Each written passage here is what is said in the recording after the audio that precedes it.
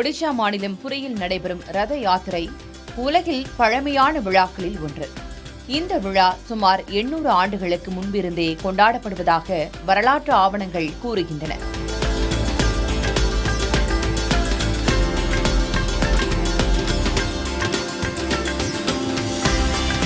ரத யாத்திரையில் பயன்படுத்தப்படும் 3 தேர்களும் ஒவ்வொரு ஆண்டும் புதிதாக உருவாக்கப்படும். இவை உருவாக்கப்படும் முறை பொறியியல் அதிசயமாகவே பார்க்கப்படுகிறது. விழாவிற்கு சில மாதங்களுக்கு முன்பே ரதங்களை நிர்மாணிக்கும் பணிகள் தொடங்கிவிடும். ரதத்தின் பல்வேறு பாகங்கள் இரும்பு, ஆணி போன்ற பொருட்கள் இல்லாமல் முற்றிலும் மரப்பலகைகள், குச்சிகளை கொண்டே பிணைக்கப்படும். ரதங்களை உருவாக்க எவ்வித நவீன அளவீட்டு கருவிகளும் பயன்படுத்தப்படுவதில்லை. தச்சர்கள் தங்கள் பாரம்பரிய அளவீட்டு முறைகளை கொண்டே ரதங்களை உருவாக்குகின்றனர். இந்த 3 ரதங்களில் 2 45 அடி உயரம் கொண்டவை. மற்றொன்றின் உயரம் 44.5 அடி. இந்த 3 தேர்களுக்கும் முறையே 16, 14, 12 சக்கரங்கள் உள்ளன.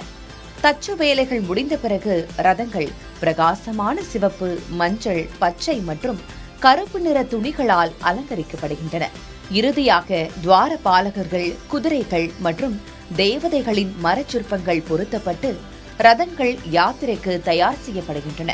தலைமுறை தலைமுறையாக தொடரும் இந்த ரதங்கள் உருவாக்கும் இந்திய பாரம்பரிய கலைஞர்களின் திறமைக்கு ஒரு சிறந்த சான்று.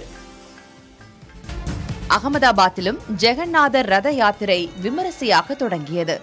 குஜராத் முதல்வர் பூபேந்திர பட்டேல் பாரம்பரிய முறைப்படி துடைப்பத்தால் சாலையை சுத்தம் செய்து தேரோட்டத்தை தொடக்கி வைத்தார்.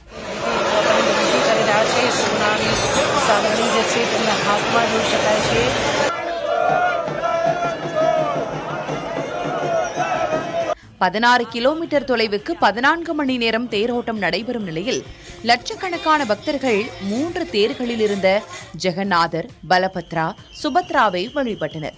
அலங்கரிக்கப்பட்ட யானைகளும் ரதத்தின் முன்பு அணிவகுத்து சென்றன.